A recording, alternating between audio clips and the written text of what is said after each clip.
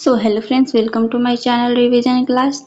तो आज के इस वीडियो में हम बिहार के प्रमुख योजनाओं को देखेंगे। ये सारे के सारे क्वेश्चन आपके सॉल्व पेपर के क्वेश्चन है और इसी तरह हमने काफ़ी सारे टॉपिकों को कंप्लीट करा दिया है। अगर आप वो सारे टॉपिक नहीं देखें तो प्लीज़ मेरे चैनल पर जाकर वो सारे के सारे टॉपिक आप देख सकते हैं। तो चलिए बिना देर करते हम वीडियो को स्टार्ट करते हैं। अगर आप हमारे वीडियो पर नए हैं तो प्लीज़ वीडियो को लाइक एंड चैनल को सब्सक्राइब करना ना भूलें। तो हमारा पहला क्वेश्चन है, वह विकल्प चुनिए जो बिहार की 7 निश्चय भाग 2 योजनाओं का हिस्सा नहीं है। तो आपका राइट आंसर हो जाएगा ऑप्शन डी, सभी के लिए वायु मार्ग। ये आपका भाग 2 का हिस्सा नहीं है, निश्चय भाग 2 का हिस्सा नहीं है। तो चलिए हम इसका व्याख्या देखते हैं। बिहार सरकार द्वारा घोषित 7 निश्चय भाग 2 में निम्न प्रावधान किए गए हैं, जिनमें से आपका पहला है युवा शक्ति यानी बिहार की प्रगति, और दूसरा है आपकी सशक्त महिला यानी कि समक्ष महिला, और तीसरा है आपका हर खेत में सिंचाई का पानी, और चौथा है आपका स्वच्छ गांव या ग्रामीण समृद्धि, और आपका पांचवा है स्वच्छ शहर विकसित शहर। आपका छठवां है आसान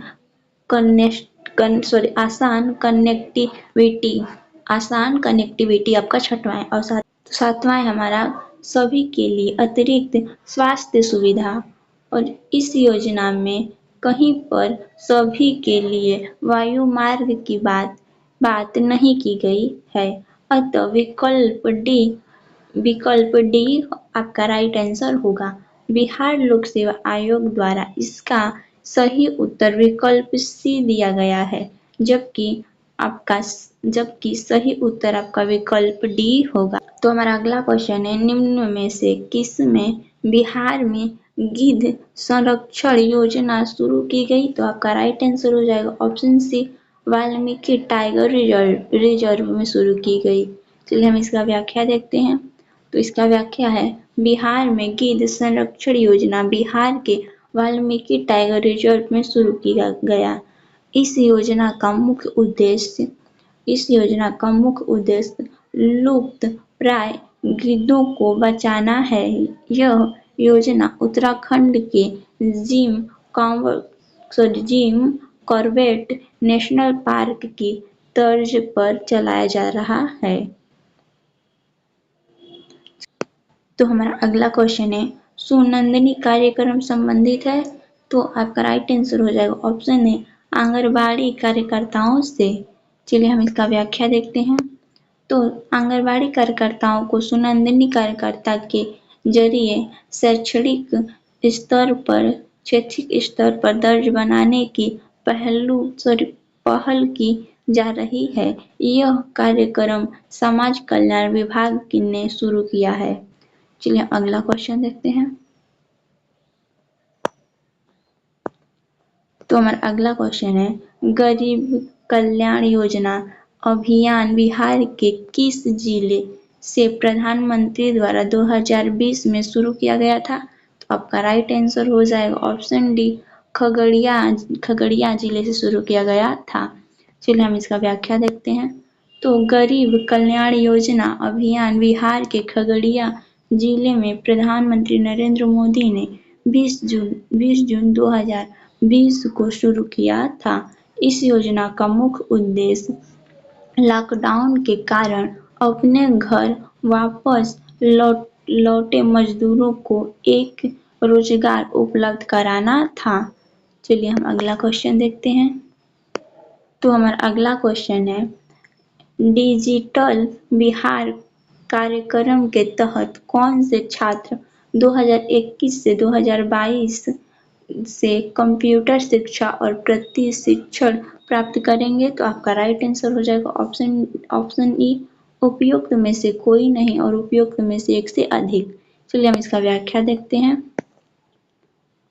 तो इसका व्याख्या है, डिजिटल बिहार कार्यक्रम के तहत कक्षा 6 के एवं इससे ऊपर के कक्षाओं के सभी छात्र 2021 से 2022 से कंप्यूटर शिक्षा और प्रशिक्षण प्राप्त करेंगे। राज्य राज्य राष्ट्रीय शिक्षा नीति 2020 को लागू करने और उच्च शिक्षा में संकलन नामांकन अनुपात को वर्ष 2035 तक 50% तक बढ़ने की दिशा में कदम बढ़ाएगा। हमारा अगला क्वेश्चन है, बिहार सरकार ने अगस्त 2018 में एक नई योजना सतत जीविकोपार्जन योजना शुरू की। इस योजना का उद्देश्य है, तो आपका राइट आंसर हो जाएगा ऑप्शन ए उपयुक्त में से कोई नहीं और उपयुक्त में से एक से अधिक। चलिए हम इसका व्याख्या देखते हैं। तो इसका व्याख्या है, 5 अगस्त 2018 को बिहार के मुख्यमंत्री नीतीश कुमार ने सतत जीविकोपार्जन योजना का शुभारंभ किया था। यह योजना देशीय शराब और ताड़ी के उत्पादन तथा बिक्री में पारंपरिक रूप से जुड़े परिवार जिनकी राज्य में शराबबंदी के बाद आर्थिक स्थिति कमजोर हो गई, जैसे निर्धन परिवारों के साथ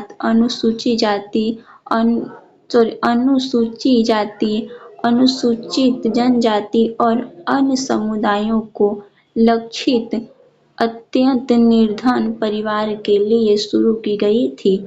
ऐसे परिवारों को राज्य सरकार इस योजना के अंतर्गत सतत आजीविका एवं क्षमता निर्माण हेतु वित्तीय सहायता प्रदान करेगा। अगला क्वेश्चन है, बिहार सरकार के 7 निश्चयों में निम्न में से कौन सा सम्मिलित नहीं है? आपका राइट आंसर हो जाएगा ऑप्शन डी, बाल कल्याण योजना जो आपका वो सम्मिलित नहीं है। चलिए हम इसका व्याख्या देखते हैं। तो बिहार सरकार के 7 निश्चय योजनाओं में महिला रोजगार, साफ पीने का पानी, सभी परिवारों को बिजली का आपूर्ति और शौचालय का निर्माण और अवसर आगे बढ़े आदि सम्मिलन है, जबकि बाल कल्याण इस योजना का उद्देश्य नहीं है। चलिए हमारा अगला क्वेश्चन है। तो हमारा अगला क्वेश्चन है, बिहार में सामाजिक विकास को बढ़ावा देने जीविका ने अभूतपूर्व सफलता हासिल की। सितंबर 2018 तक गठित स्वर्ण सहायता समूह की अनुमानित संख्या थी, तो आपका राइट आंसर हो जाएगा ऑप्शन डी, 8.17 लाख थी। चलिए हम इसका व्याख्या देखते हैं। तो बिहार में सामाजिक विकास को बढ़ावा देने में जीविका ने अभूतपूर्व सफलता हासिल की। सितंबर 2018 तक गठित स्वर्ण सहायक समूह की अनुमानित संख्या आपकी जो थी वो 8.17 लाख थी। चलिए हमारा अगला क्वेश्चन है, बिहार में अंतरजातीय विवाह प्रोत्साहन योजना के तहत कितनी राशि दी जाती है? आपका राइट आंसर हो जाएगा ऑप्शन ए, 2,50,000 की राशि आपको दी जाती है। चलिए हमारा इसका व्याख्या देखते हैं। और ये क्वेश्चन आपके बिहार पुलिस के एग्जाम में पूछा गया हुआ क्वेश्चन है। इसी तरह इसमें के बहुत सारे क्वेश्चन आपके किसी न किसी एग्जाम में पूछे गए क्वेश्चन है, और इनमें से अधिकतर क्वेश्चन तो आपके बीपीएससी के प्रीलिम्स एग्जाम में पूछे गए क्वेश्चन हैं। चलिए हमारा इसका व्याख्या देखते हैं। तो बिहार में अंतरजातीय विवाह को प्रोत्साहित करने के लिए सरकार 2.5 लाख रुपए की मदद करती है। उल्लेखनीय है कि बिहार अंतरजातीय विवाह योजना लाभ तभी प्रदान किया जाएगा जब पति या पत्नी में से कोई एक पिछड़े जाति होगा और दूसरे गैर पिछड़े जाति से होगा। चलिए हमारा अगला क्वेश्चन है, बिहार की मुख्यमंत्री कन्या उत्थान योजना के संबंध में कौन सा असत्य है? तो आपका राइट आंसर हो जाएगा ऑप्शन सी, जन्म से स्नातक तक की शिक्षा पूर्ण करने पर प्रत्येक कन्या को 60,000 प्रदान किए जाएंगे। ये आपका जो है वो असत्य है। चलिए हम इसका व्याख्या देखते हैं।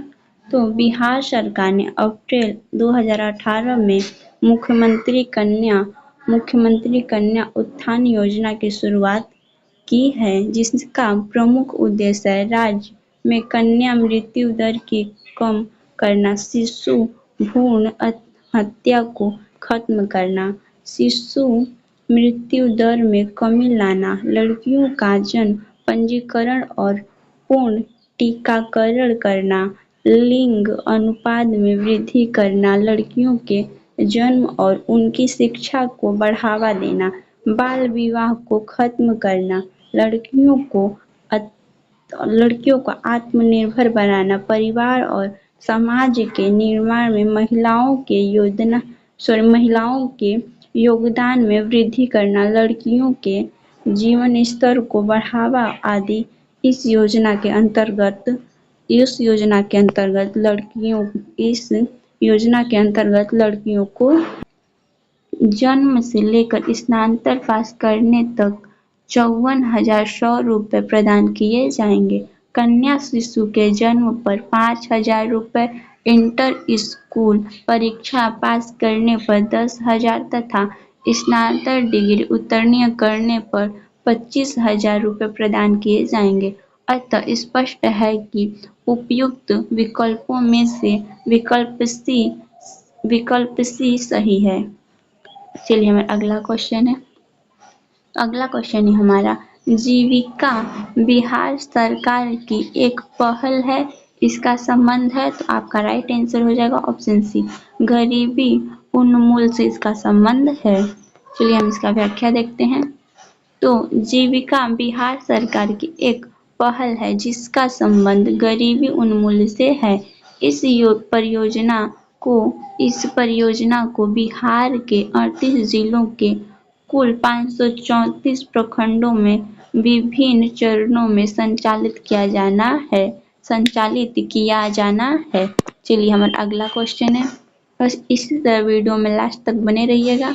तो हमारा अगला क्वेश्चन है, बिहार में SPUR परियोजना का संबंध है, तो आपका राइट आंसर हो जाएगा ऑप्शन डी, नगर निगम वित्त से आपका संबंधित है। चलिए हम इसका व्याख्या देखते हैं। तो बिहार में SPUR परियोजना का संबंध नगर निगम वित्त से है। इस परियोजना की सहायता से नगरीय निकायों का विकास किया जाएगा। अगला क्वेश्चन है हमारा, बिहार की उस योजना का नाम बताइए जो नियतोन्मुखी इकाइयों की स्थापना के लिए अपेक्षाकृत उच्च स्तरीय अवसंरचनात्मक सुविधाओं के निर्माण पर ध्यान देती है। आपका राइट आंसर हो जाएगा option B, export promotion industrial park यानी कि EPIP। चलिए हम इसका शॉर्ट फॉर्म है EPIP। चलिए हम इसका व्याख्या देखते हैं। तो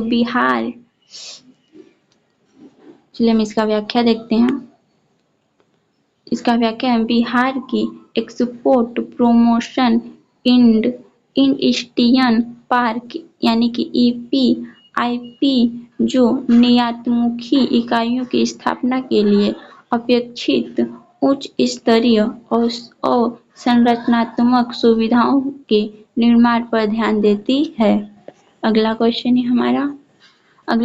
है, बिहार सरकार ने वर्ष 2007 से 2008 के बजट में किसानों के लिए निम्नलिखित में से कौन सी योजना करने की घोषणा की है? आपका राइट आंसर हो जाएगा ऑप्शन बी, किसान सम्मान योजना। चलिए हम इसका व्याख्या देखते हैं। तो बिहार सरकार ने वर्ष 2007 से 2008 के बजट में किसानों के लिए किसान सम्मान योजना की घोषणा की थी। चलिए हमारा अगला क्वेश्चन है हमारा, बिहार में पहली चीनी मिल स्थापित हुई, तो आपका राइट आंसर हो जाएगा ऑप्शन ए, मरहौरा में आपकी पहली चीनी मिल स्थापित हुई थी। चलिए हम इसका व्याख्या है, बिहार में पहली चीनी मिल की स्थापना 1904 में मरहौरा यानी कि सारण में मरहौरा नामक स्थान पर हुई थी। वर्तमान बिहार में 28 में से सिर्फ 11 चीनी की मिलें बची हैं, जिनमें से आपका पहला चीनी मिल है बगहा, दूसरा है हरिनगर और तीसरा है जो आपका नरकटियागंज और चौथा है आपका मझवलिया और आपका पांचवा है सासा मूसा और छठवां है गोपालगंज और सातवां है सिंधवलीस और आठवां है आपका रींगा, नौवां है आपका हसनपुर और आपका 10वां है लौरिया और 11वां है आपका संगौली। तो आप 11वां आपका संगौली में चल रही है। ये आपकी इन स्थानों पर आपकी जो है वो 11 मिलें आपकी चल रही हैं। ये चीनी मिल 6 जिलों में स्थित है। ये सारी की सारी जो 11 चीनी मिलें हैं वो आपकी सिर्फ और सिर्फ 6 जिले में स्थित हैं। आपको वीडियो अच्छी लगी तो वीडियो को लाइक एंड चैनल को सब्सक्राइब करना ना भूलें। और इसी तरह हमने बिहार से ही रिलेटिव काफ़ी सारे टॉपिक को पढ़ाया हुआ है। अगर आप वो वीडियो नहीं देखे हैं तो मेरे चैनल पर जाकर आप वो वीडियो देख सकते हैं। चलिए मिलते हैं नेक्स्ट वीडियो में और वीडियो को ज़्यादा से ज़्यादा शेयर करिए।